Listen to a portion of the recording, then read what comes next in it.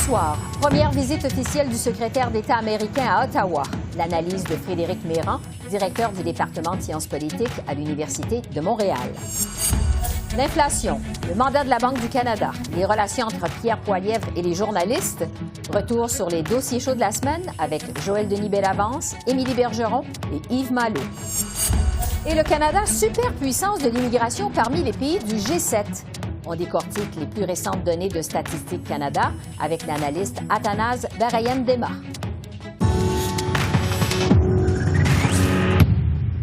Bonsoir, Mesdames, Messieurs. Le secrétaire d'État américain effectue une première visite officielle au Canada depuis qu'il est responsable de la diplomatie américaine. Antony Blinken est à Ottawa aujourd'hui et sera à Montréal demain. M. Blinken doit discuter avec la ministre des Affaires étrangères, Mélanie Joly, des grands enjeux internationaux, notamment de la guerre en Ukraine, de l'influence de la Chine et de la crise en Haïti. C'est donc une seconde visite parce que j'ai fait une visite virtuelle en début de mon mandat. Mais surtout d'être ici en ce moment, c'est important parce que nous avons des défis, comme disait mon amie Mélanie, mais les défis, quand nous faisons face à ces défis ensemble, comme nous le faisons les États-Unis et le Canada, on va avoir un succès pour nos citoyens, mais aussi un succès pour des pays à travers le monde. Je me réjouis aussi, surtout, non seulement de notre partenariat, mais de notre amitié face à ces défis et, comme disait le ministre, au travail. Pour analyser cette visite du secrétaire d'État américain au Canada, je retrouve Frédéric Meyrand, qui est professeur et directeur du département de sciences politiques de l'Université de Montréal. Bonsoir, Frédéric. Bonsoir. C'est donc la première visite officielle d'Antony Blinken au Canada. Dites-nous d'abord jusqu'à quel point c'est important pour le Canada que cette visite du secrétaire d'État américain. Une rencontre bilatérale avec un secrétaire d'État américain pour un pays comme le Canada ou pour tout autre pays dans le monde, c'est toujours un moment privilégié d'aborder tous les sujets ensemble, les sujets d'intérêt pour le Canada surtout, mais aussi pour les Américains. Il n'y a pas de grande pomme de discorde sur les questions diplomatiques entre le Canada et les États-Unis, mais c'est plutôt une occasion de comparer ces notes et de voir dans quelle mesure les deux pays peuvent travailler ensemble. Ouais. Avant qu'on parle des dossiers qui vont être discutés, c'est la deuxième fois en quelques semaines seulement, finalement, que la ministre Joly et le secrétaire d'État Blinken se rencontrent. Il y avait eu une rencontre bilatérale le 30 septembre à Washington. La relation entre les deux politiciens, Frédéric, semble vraiment très bonne. On sait que M. Blinken parle un français impeccable et qu'il tient à parler français quand il est en présence de la ministre Joly. Est-ce que cette apparente amitié, ça aide dans l'avancement des dossiers qui préoccupent les deux pays, ou si vraiment ça se passe plutôt entre le premier ministre Trudeau et le président Biden? Il y a deux éléments dans votre question. D'abord, est-ce que les relations personnelles jouent un rôle en diplomatie? À l'évidence, oui. Sinon, tous les ministres des Affaires étrangères pourraient remettre leur démission. Ils ont la conviction que d'établir un bon rapport les uns avec les autres, ça aide à faire avancer les choses. Et Antony Blinken a en général une opinion très favorable des pays européens, du Canada, de la démocratie. Donc, son lien avec Mélanie Joly aussi s'appuie sur une vision du monde qui semble assez comparable. Après, l'autre question, c'est de savoir si ces relations bilatérales permettent véritablement de faire avancer les dossiers. La difficulté pour répondre à votre question, c'est que le Canada et les États-Unis n'ont pas des relations très difficiles. En revanche, le Canada est un petit pays par rapport aux États-Unis. Ouais. Et donc, il n'est pas étonnant que Blinken rencontre aussi le premier ministre du Canada, même si son homologue, formellement, c'est la ministre des Affaires étrangères, Mélanie Joly. Parlons justement des dossiers qui sont à l'ordre du jour de cette rencontre entre Mélanie Joly et Antony Blinken. Bon, la crise en Haïti semble au sommet des priorités. Qu'est-ce que les États-Unis attendent du Canada dans ce dossier haïtien? Essentiellement, ce que le Canada fait depuis le début d'une crise qui, en fait, ne date pas de l'année dernière en Haïti, mais depuis des décennies, c'est d'être un partenaire important. C'est Haïti, un des pays sur lesquels, à propos desquels, le Canada est un véritable acteur diplomatique avec les États-Unis. Donc, ça veut dire de l'argent, ça veut dire de l'aide technique, ça veut dire peut-être un jour aussi une force d'appui à la sécurité, ça veut dire un rôle diplomatique aussi, considérant la diaspora haïtienne importante qui vit au Canada. Par contre, le défi est vraiment considérable puisque la situation n'a vraisemblablement jamais été pire en Haïti, donc il n'y a pas des piste de solution évidente. Il n'y a pas des victoires faciles dans ce dossier-là, mais il est certain que le Canada et les États-Unis sont très, très proches sur le dossier haïtien. Oui, crise donc majeure en Haïti. Sur l'Ukraine maintenant, Frédéric, évidemment, le Canada et les États-Unis font front commun depuis le début contre l'invasion par la Russie et le régime de Vladimir Poutine. Ça fait plus de 8 mois maintenant que cette guerre se poursuit. Quels sont les objectifs des deux pays à ce stade-ci de l'invasion? À ce stade-ci, les objectifs n'ont pas changé et vous avez raison, ils sont essentiellement les mêmes. Chacun à sa hauteur, évidemment, puisque les États-Unis ont apporté un soutien en équipement militaire et aussi un soutien économique tout à fait considérable à l'Ukraine. Le Canada le fait aussi, mais dans une moindre mesure. Sur le plan des objectifs, ça demeure maintenir la solidarité entre les pays, surtout occidentaux, à l'endroit de l'Ukraine, maintenir une certaine fermeté à l'endroit de la Russie. Donc, je dirais que cette rencontre-là s'inscrit dans une séquence où il s'agit de maintenir la solidarité avant l'hiver, un hiver qui va être très dur en Europe. Nous, on n'en verra pas les conséquences de cette crise énergétique provoquée par la guerre que mène la Russie en Ukraine, mais les Européens vont les voir. Et là, il y a un risque d'effritement de la solidarité des alliés. Et le Canada et les États-Unis vont être sur la même longueur d'onde de ce point de vue. On sait, Frédéric, que le secrétaire d'État Blinken a tenu à prolonger son séjour au Canada parce qu'il tenait à se rendre à Montréal, où Mélanie Joly, on le sait, est députée. Les deux vont même se rendre au marché Jean Talon, un des endroits les plus cosmopolites de la métropole. Est-ce que les deux pourraient discuter des dossiers qui sont plus spécifiques au Québec, vous pensez? Alors d'abord, je suis très heureux que le secrétaire d'État Blinken se rende au marché Jean Talon. Il va aussi rencontrer des étudiantes et des étudiants de l'Université de Montréal, donc ça sert un petit peu aussi à ça d'avoir une ministre des Affaires étrangères qui vient de Montréal, c'est-à-dire qu'on peut imaginer que la rencontre aurait eu lieu dans une autre ville autrement.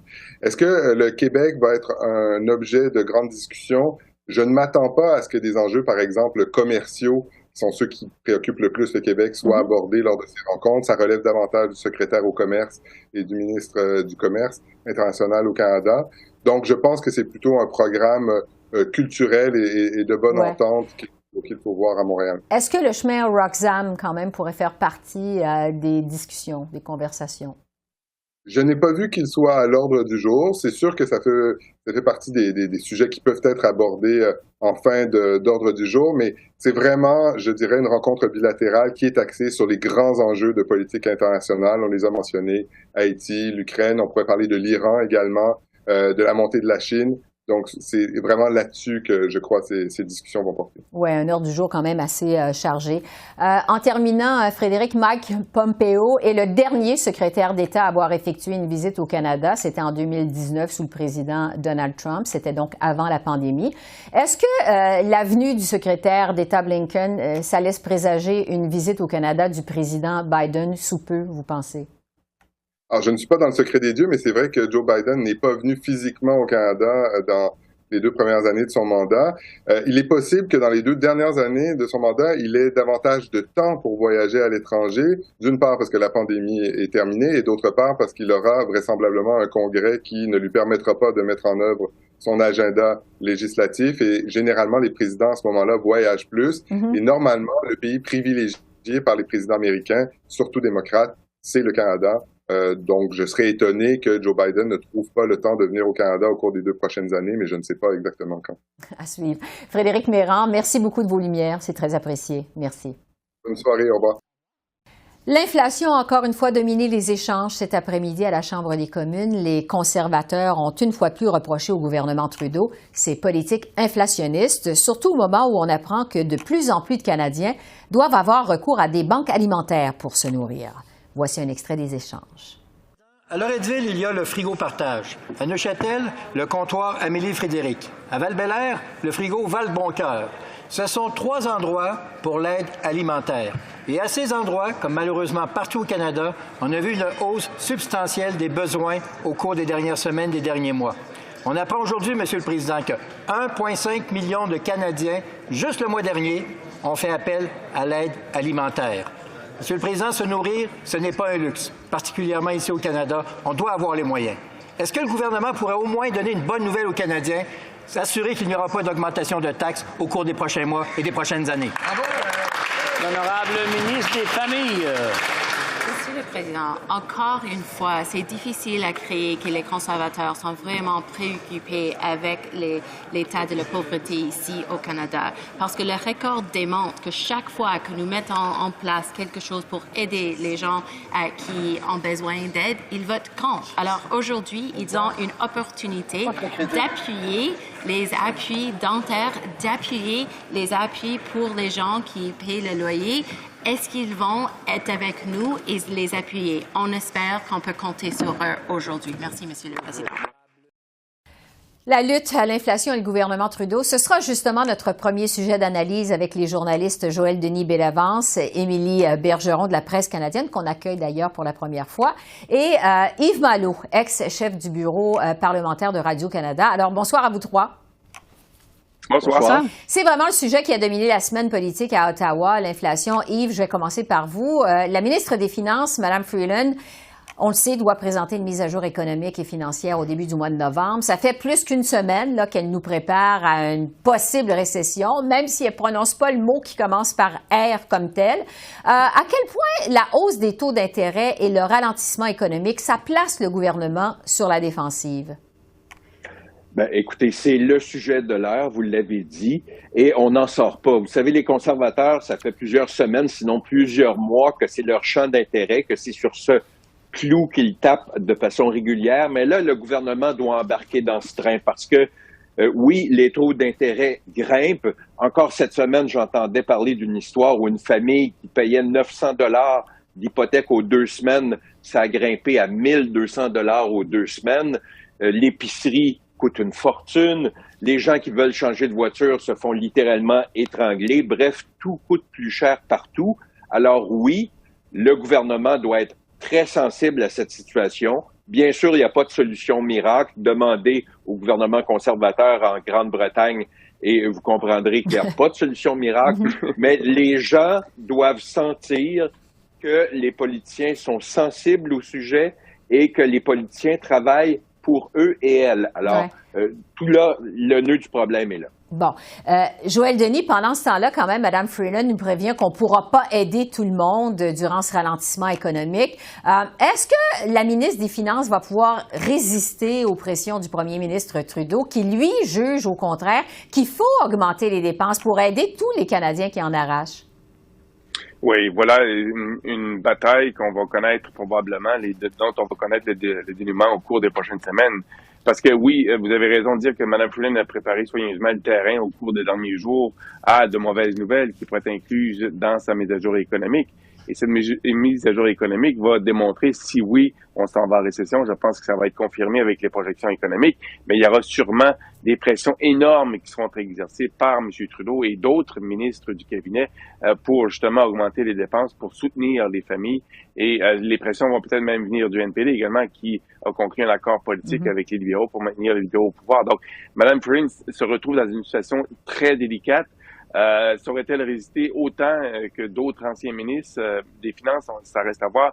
Je donne l'exemple suivant. Bill Morneau, l'ancien ministre des Finances de Justin Trudeau, trouvait que M. Trudeau dépensait trop. Et comment ça s'est terminé? Ben, M. Morneau a dû faire ses valises. Oui, Émilie, justement, est-ce que vous pensez qu'on pourrait assister à des tensions entre Chrystia Freeland et Justin Trudeau, un peu comme ce qu'on avait vu à l'époque de l'ex-ministre des Finances, Bill Morneau? Qu'est-ce que vous en pensez de votre côté?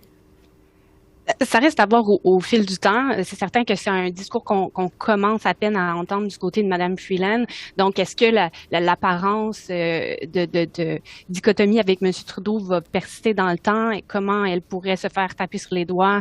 On sait que ces discours, elle n'a pas l'air de les faire approuver à l'avance avant de les prononcer.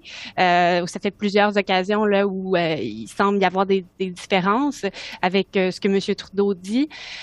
Mais comme Joël Denis le disait, c'est certain qu'il va y avoir de la pression pour dépenser, surtout du côté, je pense, de M. Singh, qui, on le sait, a son accord là, avec les libéraux. Dans cette entente-là, il y a beaucoup ça nécessite des nouveaux fonds pour mettre en place des nouveaux programmes. On n'a qu'à penser à l'assurance pour les soins dentaires. Là, en ce moment, le projet de loi C-31, c'est un premier jalon, mais ce qu'on veut, c'est la mise en place d'un programme complet complet. Donc, ça implique de l'argent. Un beau dilemme, donc, pour Mme Freeland à venir. Parlons maintenant du mandat de la Banque du Canada. Bon, pas de surprise, évidemment, la Banque a annoncé une hausse de son taux directeur. Le chef du NPD, Jack Meeting, s'est montré, disons, très critique du travail de la Banque. Il accuse d'être trop agressive dans ses augmentations de taux. Ça étouffe les personnes les plus démunies. M. Singh aimerait même que le gouvernement Trudeau modifie le mandat de la Banque du Canada pour conserver un maximum d'emplois. Yves, est-ce que le chef du NPD joue à un jeu dangereux en se mêlant comme ça du mandat de la Banque du Canada? Oui et non, parce que, bien sûr, la Banque du Canada n'est pas, comme le pape, n'est pas prétendument infaillible. Alors oui, la Banque du Canada peut prendre des décisions qui peuvent être discutables, mais toujours est-il qu'il faut proposer des solutions. Alors, je respecte l'indépendance de la Banque du Canada, mais c'est pas suffisant. Il faut arriver avec des solutions et dire qu'il craint des pertes d'emplois massives, ça me semble un peu léger en ce moment, alors qu'il y a une crise de l'emploi et pénurie, personne est pénurie de personnel partout et que personne n'est incapable de combler ces pénuries de personnel. Alors, M. Singh a le droit de critiquer. Est-ce que c'est un jeu dangereux? Ça peut l'être s'il n'apporte pas de solution concrète. Oui. Émilie, qu'est-ce que vous avez pensé, vous, de cette sortie du NPD cette semaine? Bien, M. Singh, qui essaie de trouver sa place un peu sur l'échiquier politique encore plus depuis que M. Poilievre est devenu chef du Parti conservateur, et j'ai trouvé que c'était un petit peu un drôle de choix, disons, de taper sur le clou de la Banque du Canada. Bien sûr, son message n'est pas exactement le même que M. Poilievre. Là, il ne promet pas de limoger le gouverneur de la Banque du Canada s'il devient premier ministre, mais quand même, c'est un drôle de choix. Bon, il l'a répété à plusieurs reprises qu'il était en faveur du maintien de l'indépendance de la Banque du Canada, mais c'est pas suffisant de le dire. Il propose quand même des changements au mandat de la Banque du Canada, donc au gouvernement d'intervenir. Donc, il faudra voir aussi concrètement pour les gens quel écho ils vont trouver aussi dans ce message-là. C'est un petit peu flou là, peut-être pour monsieur, madame, tout le monde de penser, bon, il veut que le gouvernement modifie le mandat de cette institution-là. Donc, pour moi, c'est surtout curieux dans le contexte où M. Poilievre a été très critiqué de s'attaquer frontalement à la Banque du Canada. Oui, parce que le mandat de la Banque, vous avez raison, ça reste abstrait pour bien des Canadiens.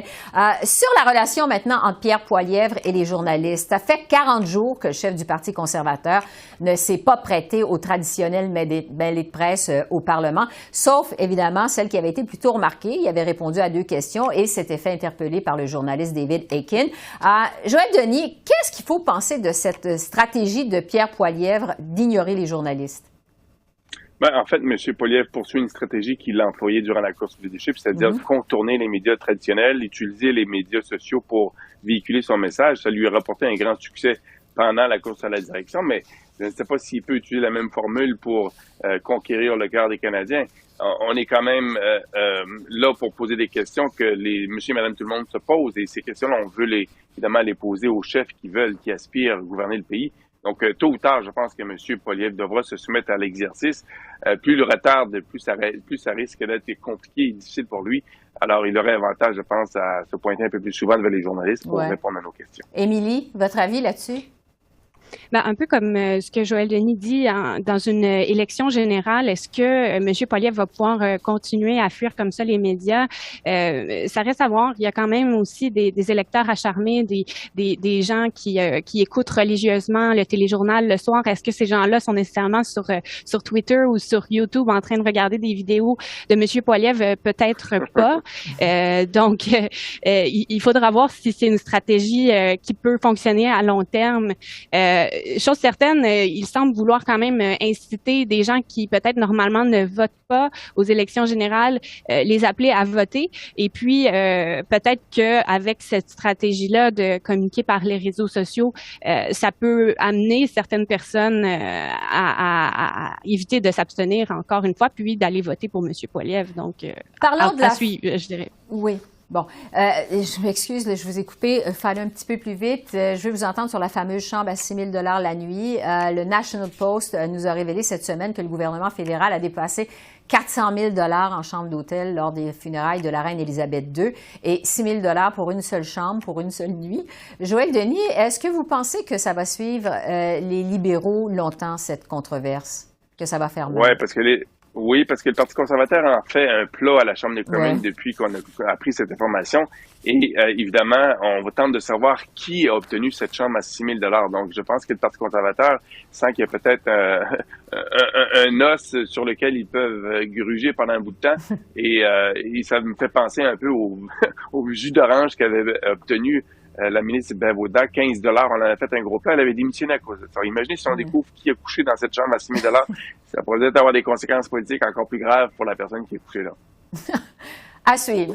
On va terminer avec la commission sur l'état d'urgence. Il y a eu plusieurs révélations cette semaine. On a appris que le jour même où le gouvernement Trudeau a décidé d'invoquer la loi sur les mesures d'urgence, à la mi-février, donc, la commissaire de la GRC, Brenda Lucki, estimait qu'il restait encore d'autres outils pour mettre fin à l'occupation au centre-ville d'Ottawa. Elle en a fait part au gouvernement.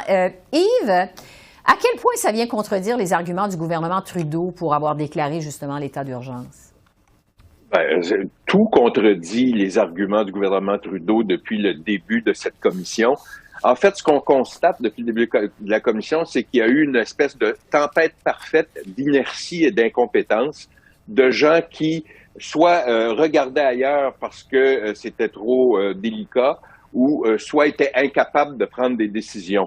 Il y avait la ville qui parlait pas à la police qui parlait pas au gouvernement provincial, ni au gouvernement fédéral, ni à la ville. Bref, personne parlait à personne, ce qui a fait en sorte qu'on s'est retrouvé dans une situation où il a fallu déclarer l'état d'urgence. Alors, est-ce que cet état d'urgence a été déclaré parce que la sécurité nationale était en jeu ou parce qu'une série de gens incompétents n'ont pas fait leur travail? Il est fort possible qu'on arrive à la solution numéro 2 pour justifier ce fiasco qui est survenu l'hiver dernier. La commission qui se poursuit jusqu'au mois de novembre. On aura l'occasion de s'en reparler. Yves, Émilie, Joël Denis, merci beaucoup. Ça fait le tour des sujets de la semaine. Merci. Merci, bonne semaine, au revoir. Les immigrants représentent maintenant près du quart de la population canadienne. Selon les nouvelles données publiées par Statistique Canada, les immigrants reçus et les résidents permanents représentaient 23 % de la population en 2021.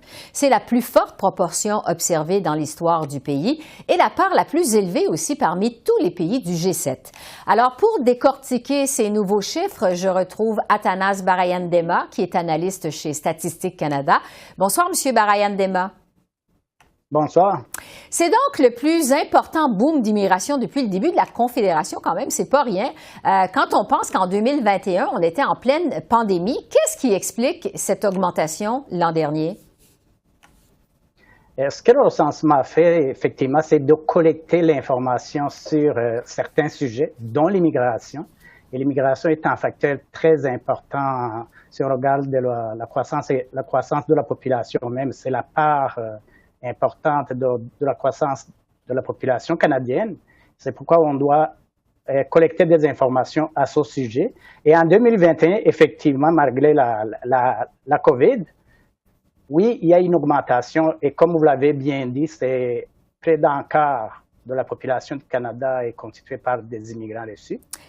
Et je vais vous dire, les 5 dernières années également, c'est ça qui fait la croissance des immigrants pendant les 5 dernières années. Je précise qu'on ne regarde pas vraiment les données à chaque année. On compare avec le recensement de 2016. C'est pourquoi les 5 dernières années, on a observé également un nombre très important d'immigrants. 1,3 million pendant les 5 dernières années qui sont venus au Canada. Oui, c'est ça. Ce sont des immigrants qui proviennent surtout de l'Asie, incluant le Moyen-Orient et de l'Inde également. Qu'est-ce qui les attire au Canada? On ne pose pas la question quand on récolte les données sur l'immigration. On ne pose pas vraiment la question qu'est-ce qui les amène au Canada. Ce qu'on observe, c'est les données. Les données qu'on observe, et ça, c'est sur une longue période. Depuis 1971, où on avait une grande part importante des immigrants qui proviennent de l'Europe, particulièrement la Grande-Bretagne. Et avec les politiques d'immigration, des changements qu'on observe dans les politiques d'immigration qui encouragent les immigrants à venir au Canada, également les événements internationaux au niveau de la politique internationale, c'est ce qu'on observe au niveau de changement de pays d'origine des immigrants. Bon, vos nouveaux chiffres nous montrent aussi que le Canada est devenu une sorte de, je dirais, champion de l'immigration, une espèce de superpuissance de l'immigration parmi les pays du G7. Qu'est-ce que le Canada fait de plus que les autres pays du G7 en matière d'immigration? Est-ce qu'il y a plus de programmes, plus d'incitatifs? Pourquoi ça va mieux? Il y a plus d'immigrants qui viennent au Canada? C'est une très bonne question, mais si on regarde l'histoire du Canada, le Canada a une longue histoire d'immigration. Alors, qu'est-ce qu'on fait quand on collecte les données sur l'immigration? On se compare avec d'autres pays, notamment les pays du G7. Et ce qu'on observe, c'est effectivement le Canada, la part des immigrants au Canada est la plus importante si on se compare aux autres pays du G7. Parlons de l'immigration au Québec. C'est un peu l'inverse de la tendance nationale. Selon vos chiffres, la proportion des immigrants qui choisissent de s'installer au Québec diminue et on assiste à une baisse progressive comme ça depuis une décennie. Est-ce que c'est principalement à cause de la langue au Québec? On n'a pas regardé le recensement de 2021. On n'a pas regardé les facteurs qui influencent le déclin qu'on a observé dans les données pour le Québec. Mais ce que je peux dire ici, c'est que si on regarde l'ensemble des immigrants au Québec, il y a eu une croissance. Si on compare les immigrants au Canada, si on compare avec les immigrants qui étaient ici en 2016, je m'excuse, mais le déclin se trouve dans la part des immigrants qui se sont établis au Québec au cours des 5 dernières années. Donc, la part a baissé de 2,5 points de pourcentage. Mais on ne pose pas la question, on n'a pas encore analysé qu'est-ce qui fait qu'au Québec, il y a eu ce déclin. Bon.